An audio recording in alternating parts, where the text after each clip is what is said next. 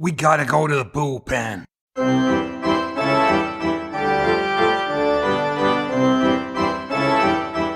Hello MLB fans around the world, and a warm welcome to the Highland Bullpen Baseball Podcast. Now with the Olympics in full swing, let's see if myself, Alan, Yorkshire Dave and Dave Jr. can produce a gold medal winning performance on this week's podcast.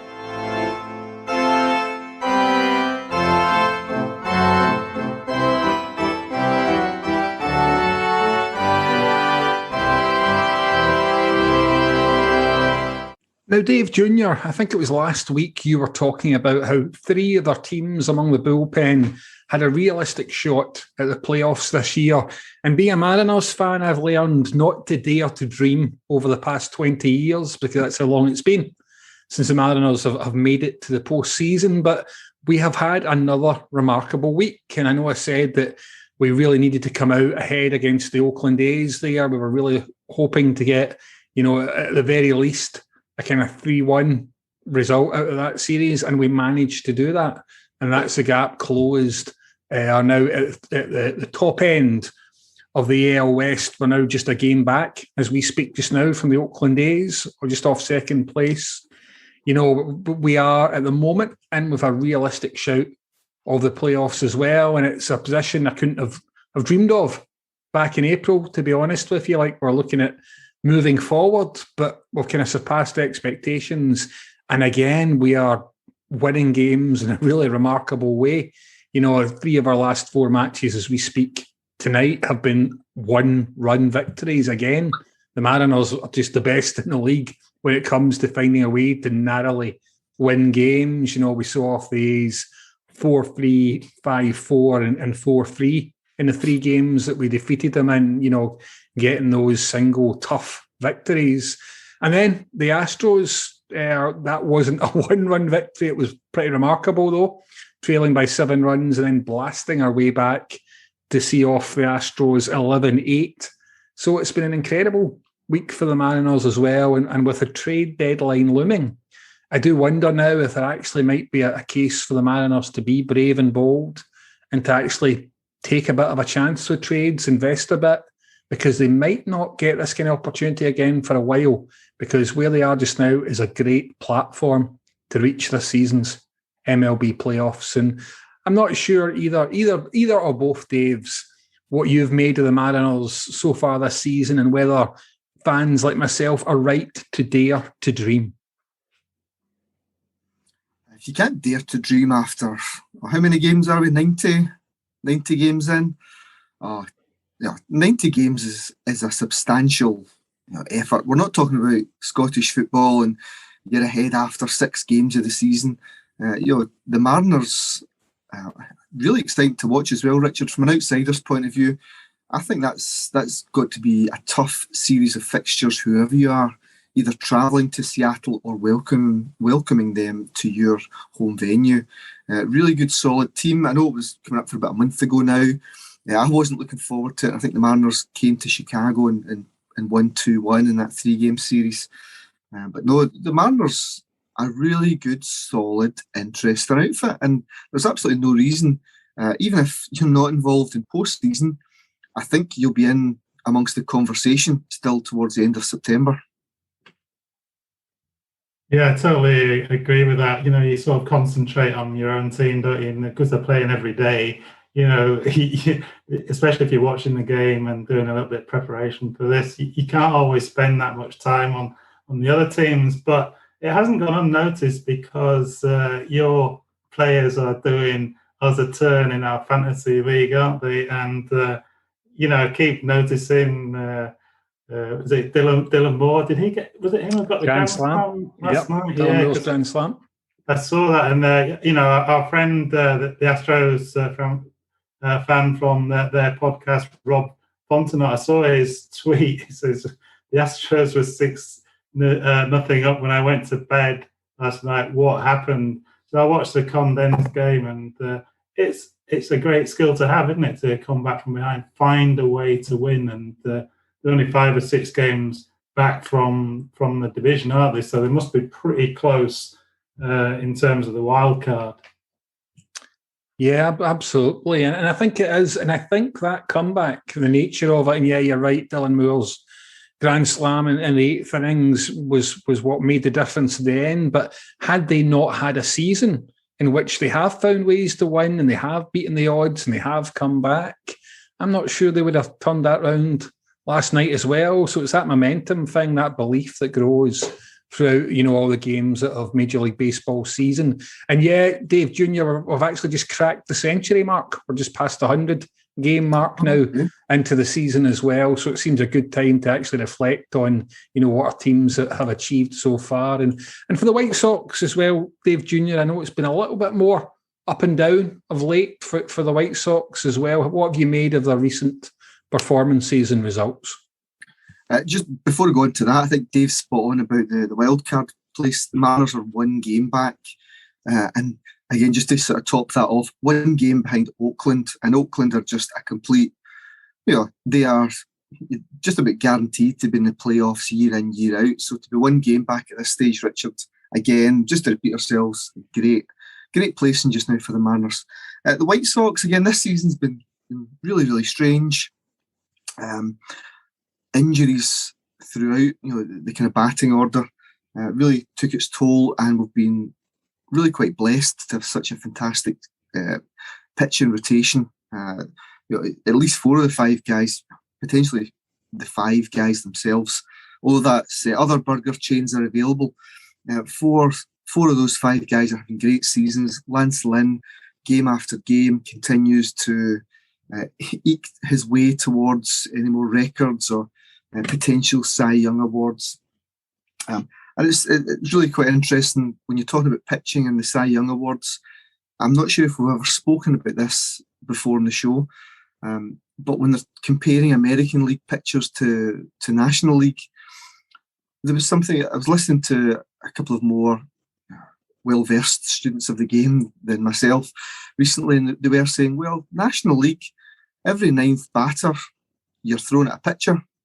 And, so the record should be a little bit better. And in a game when we're looking at 3 points after the decimal point, you really are looking at the minutest of details. So anyway, we're really happy with everything that Lance is doing just now. He's extended his contract. He's very happy to be in Chicago. As for the White Sox recently, tied the series against Minnesota, which is a shame. It'd have been nice to just knock them out the running.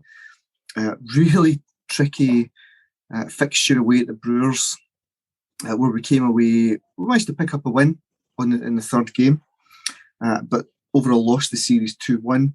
We've got some really interesting divisional games coming up. We've got 4 against Kansas City, who took the first one last night in Kansas City.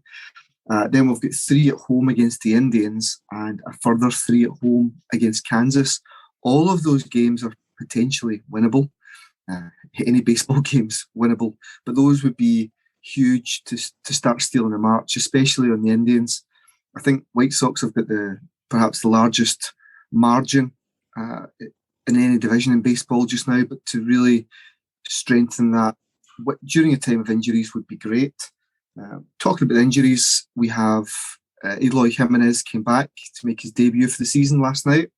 0 for 4, but he was just happy to be back. The guys were really happy to have him back in the clubhouse.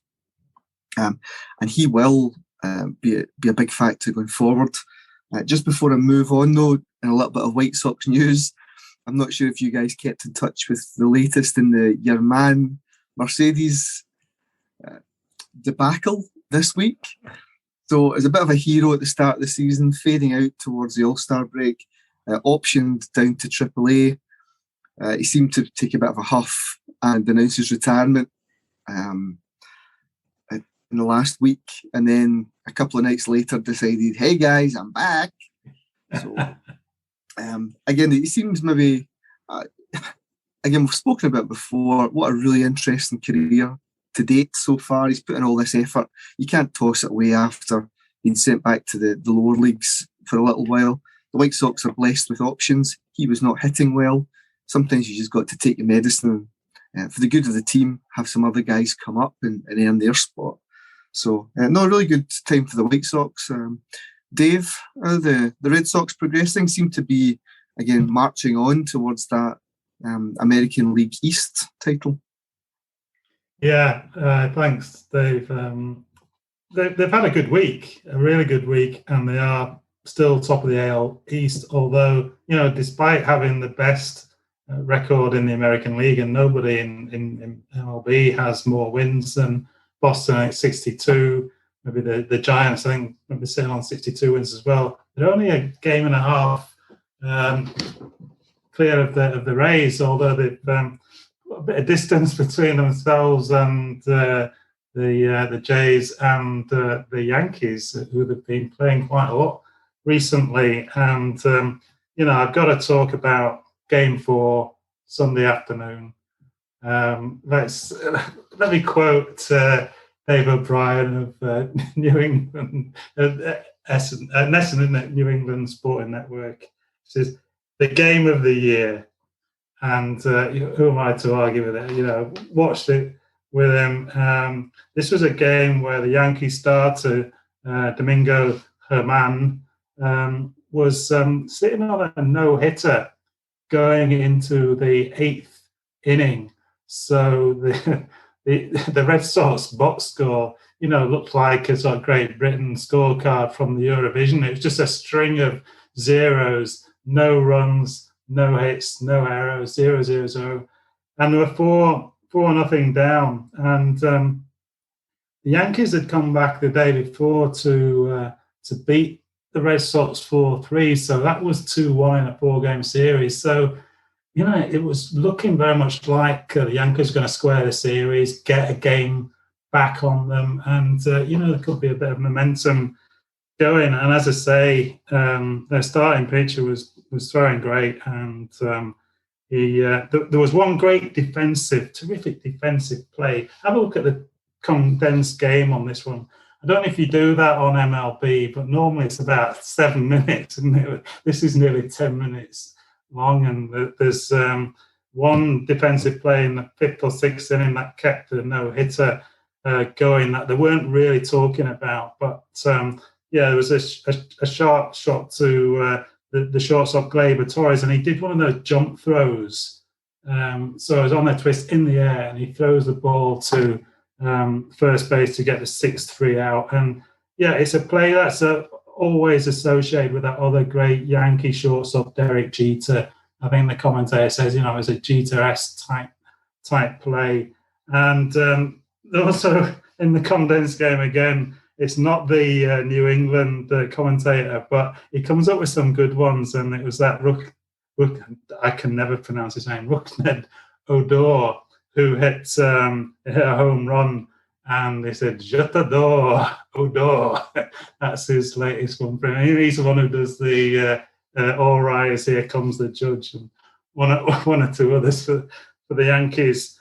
But on the way in the 7th inning, very interesting thing happened. And I wonder if any of you guys have ever heard of, I haven't really looked it up to see how rare it is, but the pitcher, Germán, he struck out 4 guys in the same inning. Now, how would that be possible? Is it possible? Three guys up and down, and you're out. But so let me get this: he was still on a no-hitter. Remember, he struck out 4 Red Sox batters in the 1 inning. The first up was the sort of rookie Jarren Duran. He struck out for the 3rd time. Straight away, so that was 1 out. Bogarts was next up, and he was on a 2-2 count, and Germán threw a pitch which Bogarts struck on and missed, but the catcher dropped the ball, and as such, it went to the backstop. As such, the batsman, if the first base is free, I'm never absolutely sure of this rule, but you see them sometimes running, don't you, and you wonder why, but they're allowed to, if the catcher drops the ball on the 3rd strike, if he swung at it, and the first base is free, he's allowed to try and get to first base. Well, he made it to first base, but the pitcher is awarded a strikeout, and the batter, Bogarts, is scored as reaching first base on a passed ball. So then he proceeds to strike out Devers with 3 pitches, and Martinez was next up, and he struck him out, retiring side, so he got 4 strikeouts in the 1 inning and a pass ball. It's still 4-0 the Yankees, and he's still on a no-hitter. So I'll speed this up. I don't want to take up all the program, but get quite excited with these things. So because he's on a no-hitter, his pitch count is quite high. I think it's 92, but the commentator says he's thrown over 100 pitches a couple of times this season, and the manager's not going to take a guy out who was on a no-hitter in the 8th. So he's pitching in the 8th, 4-0 up, but Verdugo breaks the no-hitter almost straight away and gets a double. So immediately the New York manager is out, takes him out of the game, which is fair enough. Then Jonathan, his surname is just a string of vowels. Loizaga, don't know if you've heard of him before, but I think he's a Nicaraguan guy. But he came out of the bullpen, and it didn't go well for him. I'll sort of speed this up a bit because remember, no hits so far, but he gave up 1 hit to get Verdugo on. Then there was a further 4 hits in a row from back-to-back hits from the Boston. It started off with the bottom order and ended up with the top of the order, and they squared it up and then went ahead to make it 5-4. Loizaga got taken out of the game. I think Zach Britton came in. So after 7 full innings of no hit, I don't think Loizaga got a guy out, and he gave up 4 or 5 runs. Well, 1 will be charged to a man. So at the start, I read Ian Brown's report on the game on MLB, and he set it up with each hit saying that according to StatCast, what the win probability was, and at the 4-0 first pitch of the 8th, the win percentage probability was 3.5%, and Boston came back to win 5-4. And Matt Barnes closed it out in the 9th, and of course the Red Sox being at home didn't have to come out. And just when you thought that the Red Sox might be running out of late inning magic, they did something similar last night against the Blue Jays. They were down again in the 8th inning and came back. Alex Verdugo getting a 2-run homer. And who knows what's going to happen tonight, but it's Puerto Rican Heritage Night tonight at Fenway. And Alex Cora, the manager's Puerto Rican. Christian Vasquez, the catcher, is also Puerto Rican, and so is Kike Hernandez, and they all had a hand in that great win on Sunday, so they'll be taking an extra special bow. Alex Verdugo as well, he's not Puerto Rican, but he's my favourite of a lot of them. And Lorraine, I don't know why she looked it up, but Lorraine pointed out that his name in Spanish, Verdugo, means either the butcher or the executioner. So he's certainly living up to that name at the moment. So it's worth checking out some of these Spanish surnames as well. We could make it a feature of programs, because I think some of them do translate as pretty good into English. So that's it from me. No, terrific, Yorkshire Dave. Thanks for that. And actually, and when we talk about things that are worth checking out, and we talk about Puerto Rico and its huge contribution to baseball history, we'd encourage you to check out one of our earlier episodes in which Yorkshire Dave talks about Roberto Clemente, probably the greatest player ever to come out of Puerto Rico as well. So we'd encourage you to check back through earlier bullpen episodes and get hold of some nuggets like that. Now, we've heard Dave Jr. has told us how Mercedes has stalled. Yorkshire Dave has told us how the Red Sox continue to motor ahead. Alan, what has been happening with the Tigers? Yeah, in Motor City, what's happening? Motoring at all? Well, yeah, they were motoring along with their 7-game winning streak. They've now gone onto a skateboard, I think, possibly. They're skating along. 4 defeats in a row now. So it's all very bizarre. It's a classic example to me of how baseball is so unusual. That the Tigers aren't a great team. We all know that, but they're on this great run. Things are going well. Games vary from day to day because the pitcher changes and because the opposition pitcher changes. But I can't get my head around this 7-winning game onto a 4-game losing streak. And it's very bizarre when you read the reaction from Tigers fans. And if you're a long-term diehard fan, you probably see this chink of light and think things are going well. And then all of a sudden they go poorly again.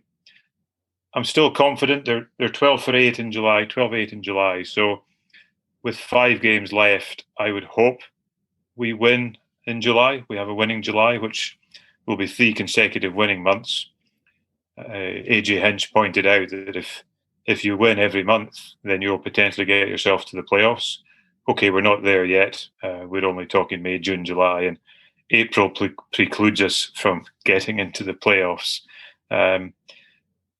I've talked about our pitching has done.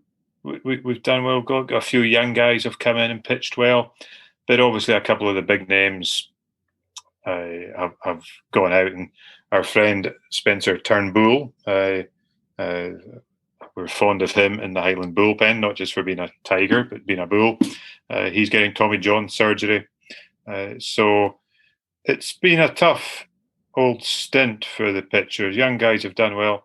I'm an optimist. I'll stick with my view that the Tigers are on the right track. Easier for me to say that, as I say, than maybe some of the guys who are investing a lot of time and money in supporting the Tigers. But it's a tough one. It's hard to understand. But that's some of the lovely things about baseball and how it throws us completely. When we watch football, we tend to have a good idea of who's going to win most games. We don't see the poor teams going 7 games winning runs. We don't see the good teams going 4-game losing runs. So there's something magical about baseball there. And at the tender age of 55, I hope I've got plenty more to learn and find out how that goes over the next however many years. Is 55 not a number close to your heart anyway, Alan, though? Is that not quite a good number for you? I think there might be a couple of us have got an objective to try to drop that number into the conversation every time we turn up here now, Richard. But good spot. I hadn't even crossed my mind. That's what I was referencing. Oh, don't worry. I'll remove it in the editing, Alan. Have no fear. But it's the thing is, I guess, Alan, as well, that as you say, it's all about the fact these are happening in streaks or in batches. Because if someone said to you 11 games ago, out of the next 11 games, you'll win 7 of them, you'd have been delighted. It's the fact that, as you say, it's a feast or a famine with the Tigers at the moment. And Yorkshire, Dave, is that difference, that lack of consistency, is that what separates, the Tigers, who, with all due respect, are a team that are still trying to find their way on possibly in the up curve as well, but against the more complete outfits who'll be contesting the playoffs at the end of the season? Yeah, I think both teams have got good managers. I think that makes a big difference. I think that's really what has sparked the Red Sox off. I think the Red Sox are also, although they're pretty much always competitive to a certain degree, apart from last year, they always spend a lot of money and they've usually got a few stars. But I think they're concentrating on their prospects and their own sort of farm system. And I think something similar is going on at the Tigers as well. I think they're looking for maybe not success this season or even next season, But, in the next couple of seasons, you would hope to see them come through as a playoff team and contender. What makes a difference between, actually winning the World Series? Well, you look at someone like, the trade deadline, which we haven't talked about a great deal. But you look at some of the things like the Dodgers, and you would think, well, how do they need to improve? And they're talking about picking up Max Scherzer, aren't they? I think, who's one of the top starting pitchers around. So the Yankees have done it over the years as well. They're already competitive. They're already pretty much guaranteed to get in the playoffs, and then come the deadline, they make a big trade. Whether the Red Sox will do anything, I don't know. Sometimes when you trade, you have to give up some of your prospects, and I don't think they want to do that.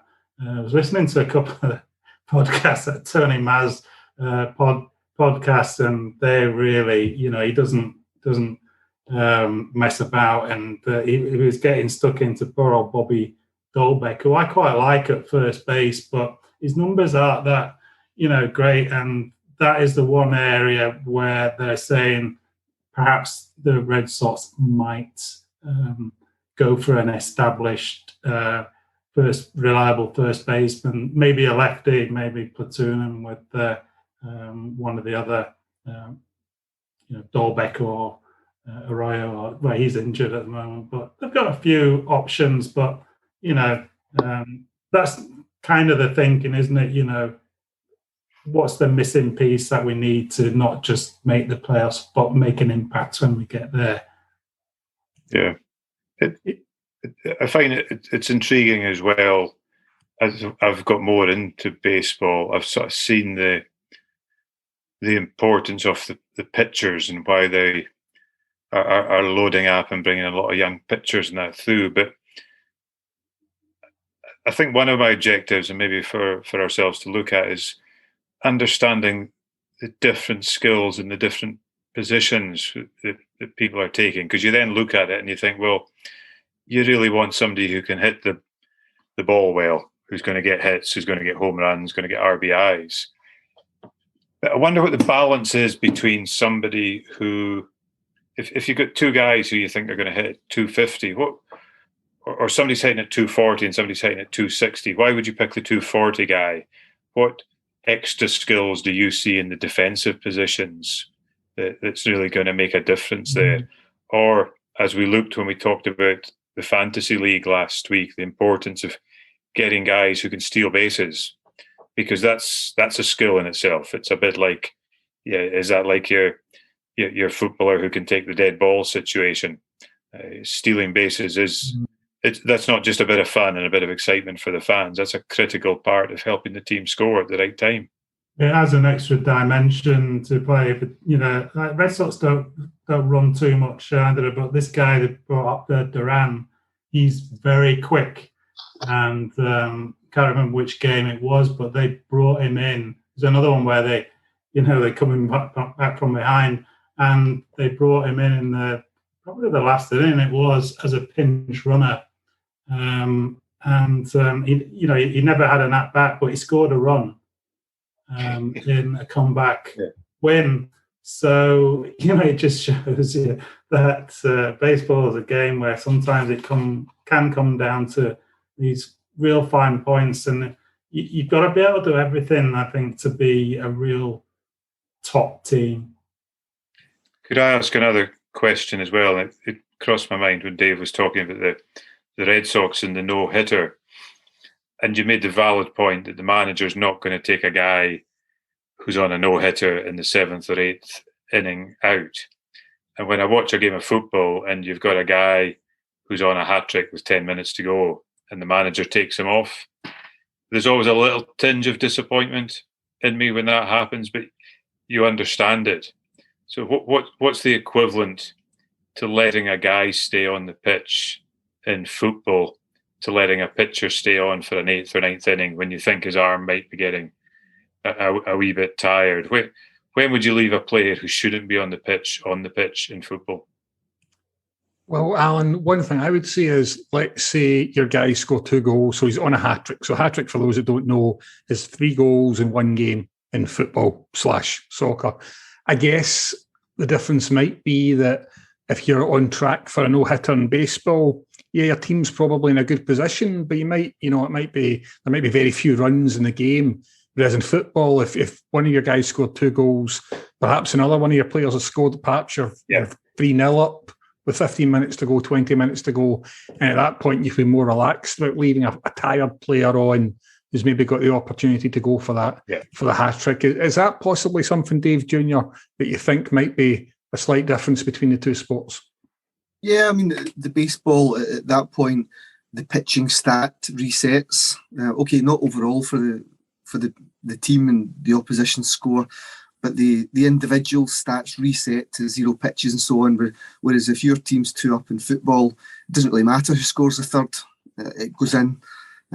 So no, it's an interesting point though, Al. It's well worth bearing in mind. That sort of sympathy or the understanding of an occasion between manager and player. I'd imagine that differs across all clubs, all managers, all players. Even in the footballing world, there's some guys that a manager just might not dare take off if they're scored twice.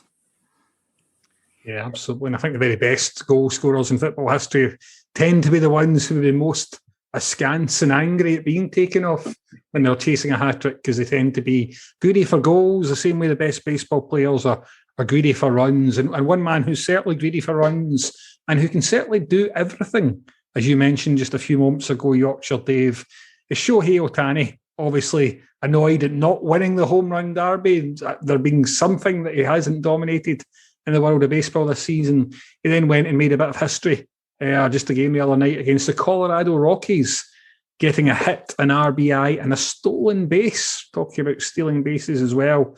So by getting the hit, RBI and stolen base, Ohtani became the first pitcher to get all 3 in an American League game since Louis Tiant did so for Minnesota back in April of 1970. So first time in more than half a century. That's Were you around then, Richard?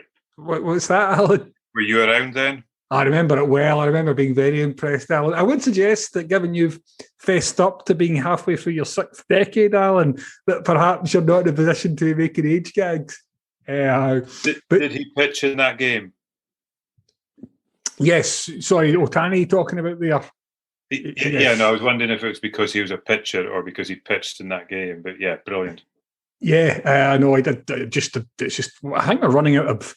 If we had a list of superlatives, we'd be having to write on both sides of the paper, I think, to describe Shohei Ohtani this season as well. And I noticed that his manager, Joe Madden, was saying he should be a shoe-in, a lock, a certainty to be the American League's MVP this year. And I guess that feels like a pretty hard one to argue against, even with a third of the season left to go.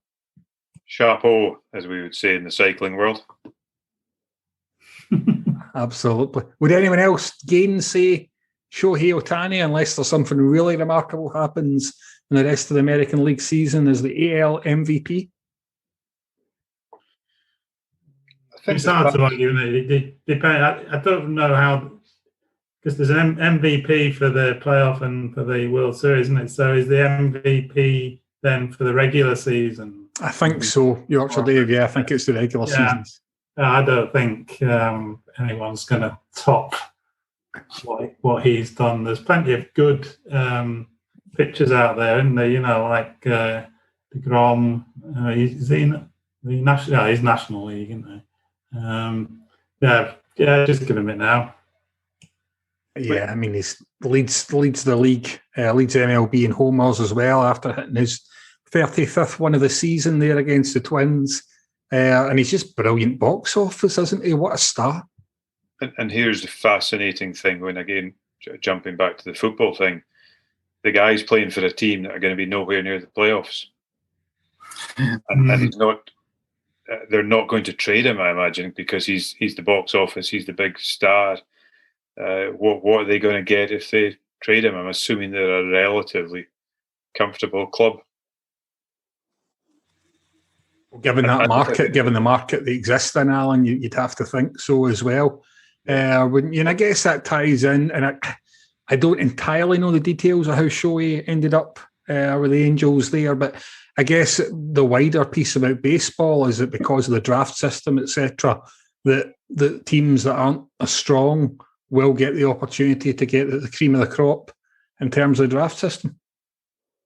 Of course, he's been injured most of this year, but they've got, probably the two, Mike Trout. He's pretty much acknowledged as the best baseball around, isn't he? You've got a team with two of the best players in the game. They had Pujols as well, didn't they? Did they trade him recently? Is he gone? Can't remember. But it just shows you that you need more than you need an all-round team, don't you?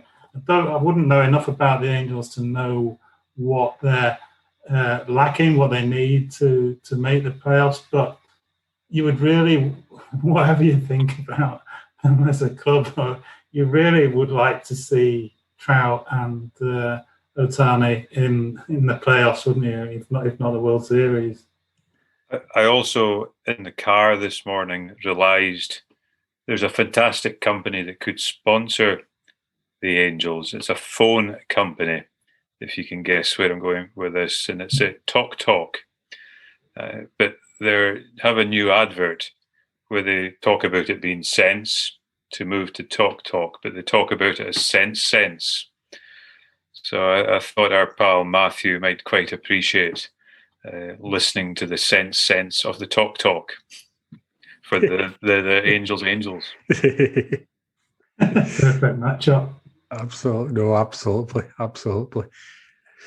I guess then looking at it as we stand at the moment, it's a season we expected, a season, we're 100 games in now. We can start to think about how this season will be looked back upon, I think.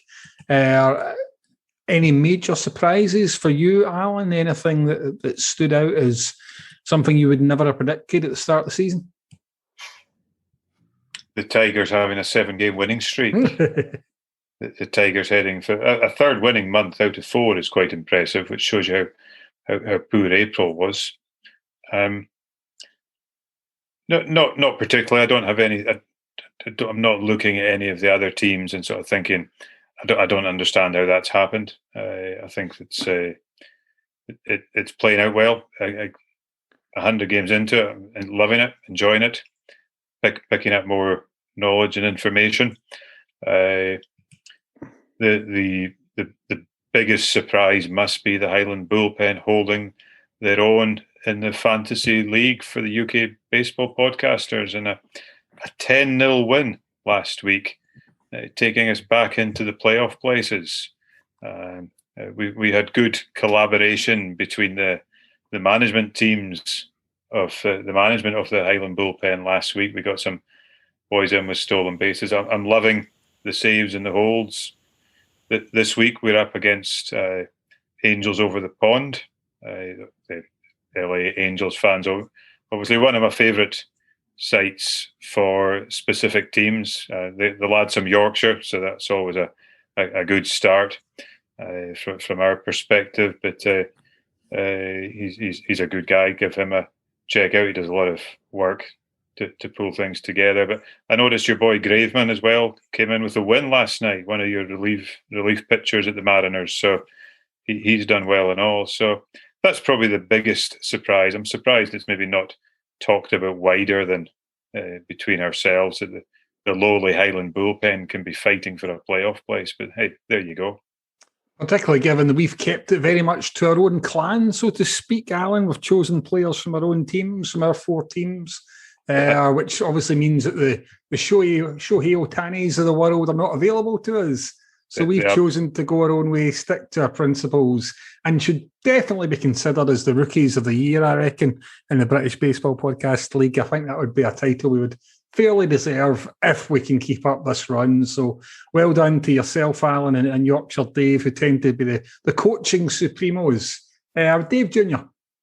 I'm just thinking, based on everything we've spoken about tonight, it won't be long before we need to decide on our own MVP for the Highland Bullpen Fantasy League.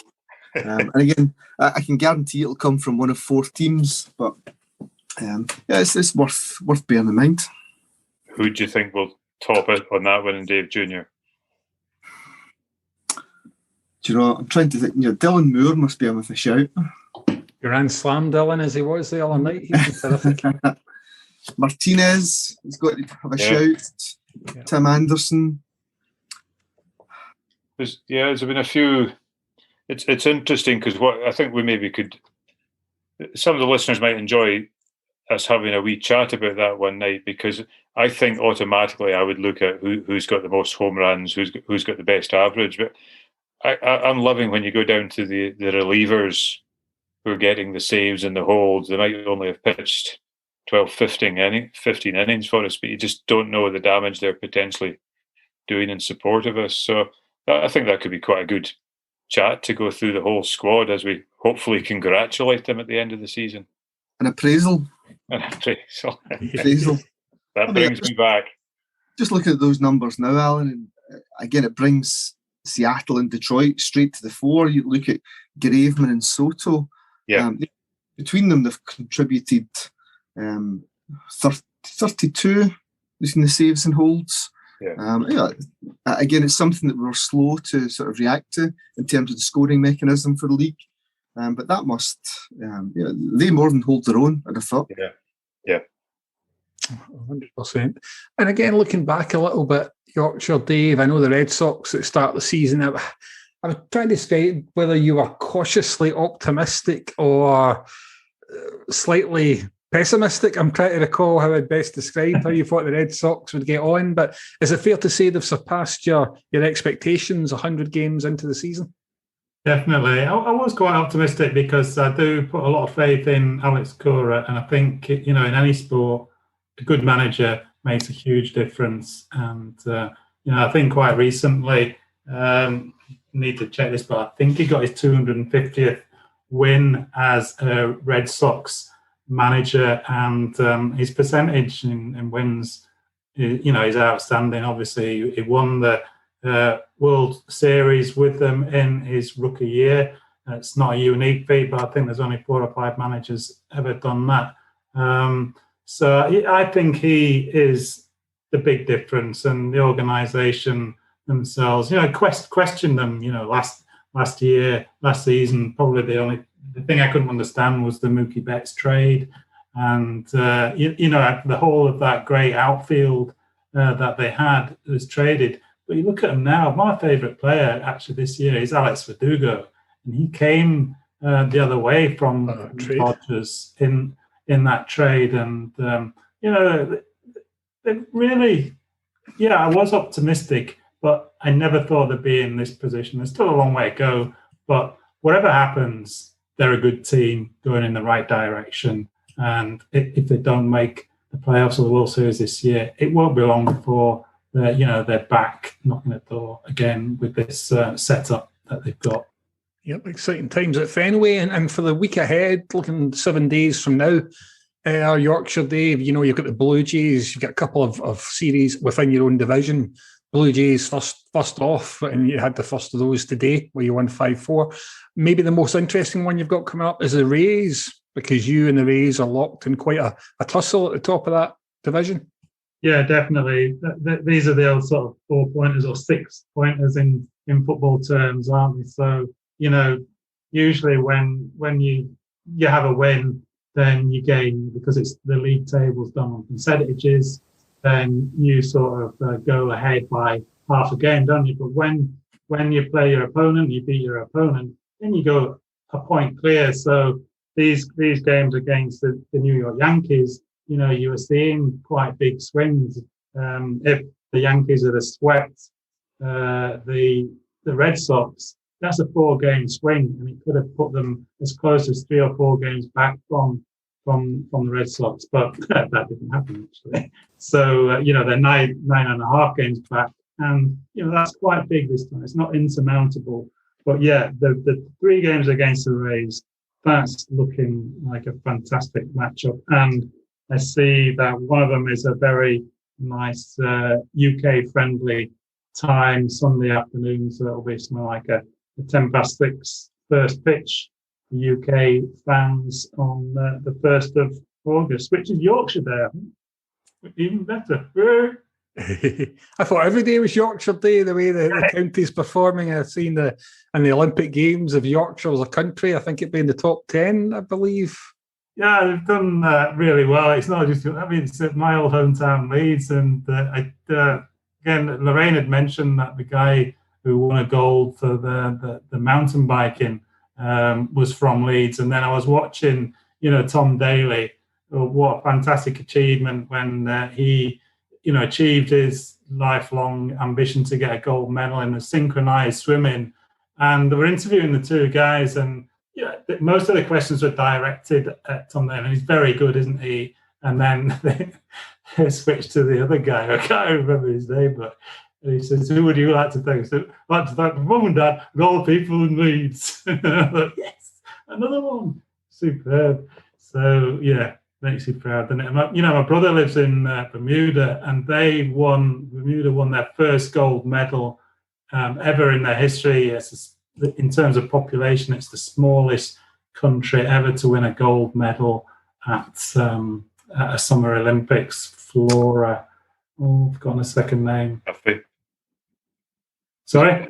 Was it Duffy? Yes, that's it. Yeah. Fantastic achievement for Bermuda and for Yorkshire, and particularly Leeds as well. Yorkshire Day. My grandmother's from Leeds as well, so I've got a bit of an affinity for the city as well. And yeah, so there's some interesting but tough games coming up for the Red Sox, Dave Jr., and some kind of scheduling toughies coming up for you guys as well for the White Sox. Yeah, so I mentioned earlier, some good interdivisional games coming up shortly, but in August, Dave was talking about the sort of idiosyncrasies of what can be thrown up by the schedule. So in August, I think any team's got to look at this regardless of who you are or what position you are. We've got three games against the Yankees. This is all in a row. 3 at the Yankees, 4 with Oakland, 3 with Tampa Bay, and 4 with Toronto. And so it's there's no breaks in between. That's just constantly against real top opposition. And then to finish it, you think, okay, we're against a weaker team. But August is finished with a 3-game series against the Cubs. And again, although the Cubs aren't performing too well, it's a hometown rivalry. So yeah, August could absolutely flip your fortunes on its head. So it'll be interesting to see where the White Sox are going into that, because again, talking about performance against big teams, I was listening to some stats the other night. The White Sox really on a roll against perceived lesser teams, or I think the right way to say it is, teams who at that moment in time have got a below 500 record. But the White Sox record against winning teams is really quite poor this year. We've took the odd game from Boston, from the Yankees, from Houston, but we seem to really, the teams that we should beat, we are beating, and that's what's perhaps propelling us to the top of the division. Tony La Russa, our manager, was asked about it recently, and he said, well, you might be better facing this type of opposition. We've still got a very young team. You might be better facing these experiences now and getting them under your belt and losing them. And it just puts you in a bit of better stead for the post-season when you're coming up against these outfits. So, it'll be interesting to see how it is going forward. But yeah, it's just interesting that we do quite poorly against the better teams. But again, winning the games that we should be winning. Well, I look forward to those contests as well, and I think it will be quite a revealing period of time for the White Sox as well. Dave Jr., for the Mariners, they've got big games coming up against the Astros. I know a couple of tough games. They came back great, obviously, today, but that will be tough to come out the next two with 2 victories as well. We've then got the Rangers, but beyond that, we've got a chance to help you out, Yorkshire Dave, because we've got the Rays as well in a 4-game series, and I know you'll be hoping that we can bring our good form at the Mariners into that one and help cement the Red Sox's place at the top of the division. Alan, to close out the show, what's ahead over the next 7 days for your Tigers? And is it going to be a winning streak or a losing streak next? Always a winning streak for me, Richard. We lost last night to Twins, so we've got I think a couple of games against the Twins and then a couple of games against the Orioles. I mentioned before that continues our odd streak in July. If the only team who the Tigers played that were above them in July were some team from Chicago called the White Sox. Obviously, we managed to dump them. So yeah, let's get back. Let's get back roaring, Tigers, and let's go and get some wins on the board and show we can do this and kill August off and then look to kill July off and then look to August, where I've not looked too far ahead, but I'm assuming if they gave us in the schedule a fairly easy July, it might not continue through to August. That sounds good, Alan. And listeners, tune in next week to find out who's celebrating and who's crying after the next 7 days' results in Major League Baseball for the White Sox, the Red Sox, the Mariners and the Tigers. But until then, on behalf of myself, Yorkshire Dave Jr. and Alan, have a fantastic week and we'll see you next time on the Highland Bullpen.